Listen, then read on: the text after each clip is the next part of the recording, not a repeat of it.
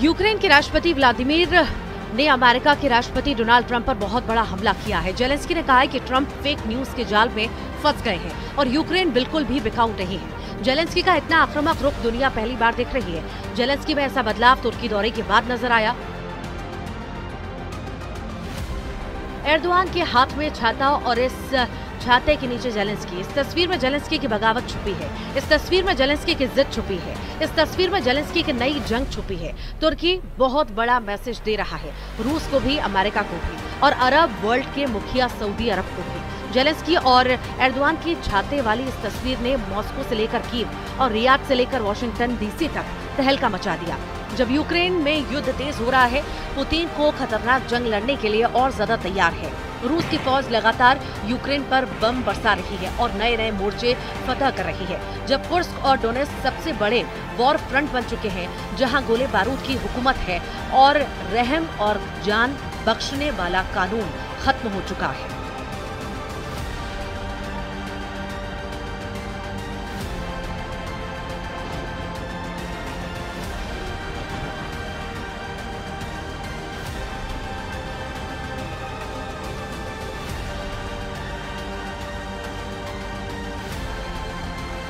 तब यूक्रेन को बचाने के लिए नेटो की सेनाएं यूरोप का मोर्चा मजबूत कर रही हैं, क्योंकि फ्रांस, ब्रिटेन और जर्मनी को इस बात का पता चल गया है कि पुतिन अब नेटो का धुआं धुआं करने को तैयार है। पुतिन ने अपनी डिक्शनरी से सीज फायर वाला शब्द मिटा दिया है और अब पुतिन ने यूक्रेन को पूरी तरह से रौंदने के बाद यूरोप की तरफ आंख गड़ा ली है।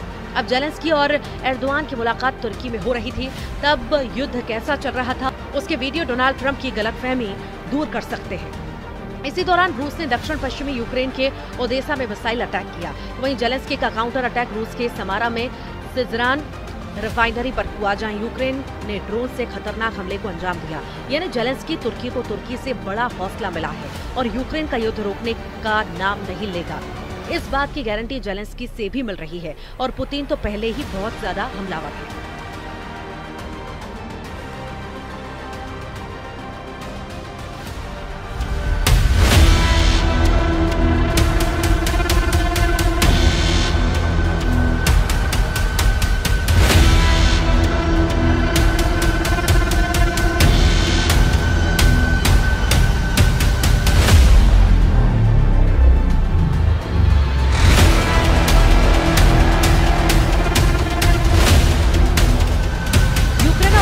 ताजा हमले रियाद में हुई अमेरिका और रूस की मीटिंग के बाद हुए हैं। यानी पुतिन और जेलेंस्की दोनों ट्रंप को साइलेंट मैसेज दे रहे हैं। मैसेज ये कि युद्ध वो अपनी शर्तों पर रोकेंगे। इसी के बाद जेलेंस्की की एर्दोआन के साथ सीक्रेट मीटिंग की।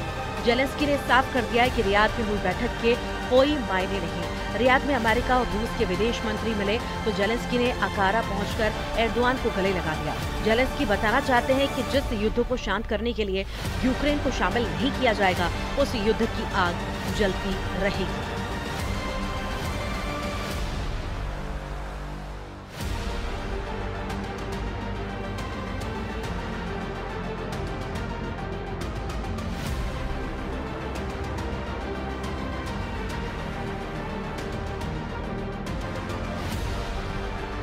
अब एर्दोआन और जेलेंस्की की मीटिंग हुई तो उसमें जेलेंस्की ने पूरा दर्द सामने रखा। जेलेंस्की ने बताया कि कैसे रूस की सेना ने पूरे डॉनबास को जकड़ लिया और कैसे कुर्स्क में उनकी सेना पुतिन और उनके दोस्त किम जोंग उन की सेना से बहुत ही खतरनाक युद्ध लड़ रही है।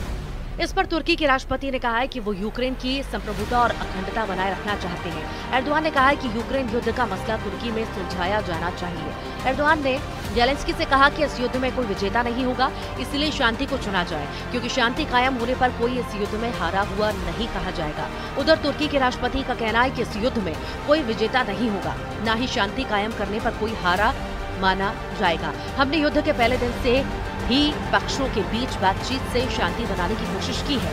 यूक्रेन से आने वाली तस्वीरों ने सिर्फ युद्ध को लेकर बहुत बड़ी चिंता तुर्की ही नहीं बल्कि लंदन और पेरिस तक फैला दी है। पुतिन की सेना ने जिस तरह से यूक्रेन में तबाही मचाई, उसके बाद जेलेंस्की के सामने सरेंडर के अलावा कोई रास्ता नहीं, क्योंकि अब तो ट्रंप भी अपनी शर्तों पर युद्ध विराम कराना चाहते हैं। अब ये बात जेलेंस्की को पसंद नहीं आ रही। एर्दोआन से मिलने से पहले व्लादिमीर तुर्की की राजधानी अंकारा में उस जगह गए जो तुर्की के लिए काफी मायने रखती है। ये तुर्की के पहले राष्ट्रपति मुस्तफा कमाल अतातुर्क की कब्र है। तुर्की में जेलेंस्की बहुत बड़ा दर्द लेकर पहुंचे। दर्द इस बात का कि जिस बैठक में यूक्रेन पर फैसला होना है वहां उनको शामिल नहीं किया गया। ये बात एर्दोआन को भी पसंद नहीं आई और वो चाहते हैं कि यूक्रेन का फैसला तुर्की में उनके टेबल पर हो।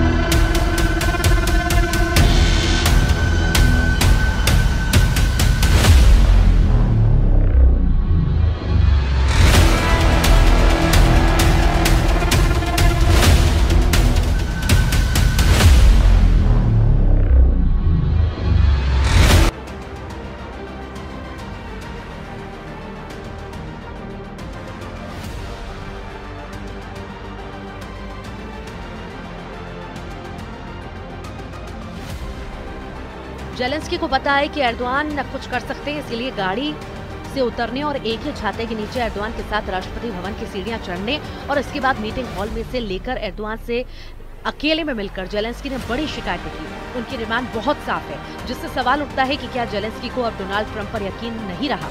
जेलेंस्की चाहते हैं कि शांति वार्ता में यूरोपीय संघ को शामिल किया जाए, तुर्की को शामिल किया जाए और ब्रिटेन भी हो। यानी रियाद में अमेरिका और रूस की बैठक को जेलेंस्की ने पूरी तरह खारिज कर दिया है।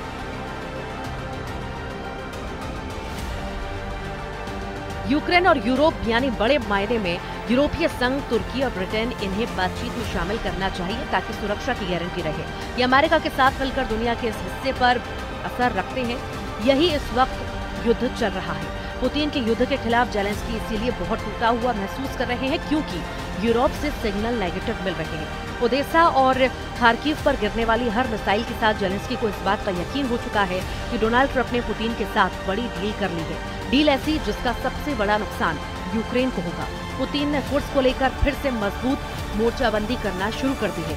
पुतिन का पूरा फोकस इस वक्त डॉनबास के साथ साथ कुर्स्क पर है क्योंकि जेलेंस्की को यहाँ पर नेटो सेना की मदद मिल रही है। ये दावा रूस बार बार कर रहा है।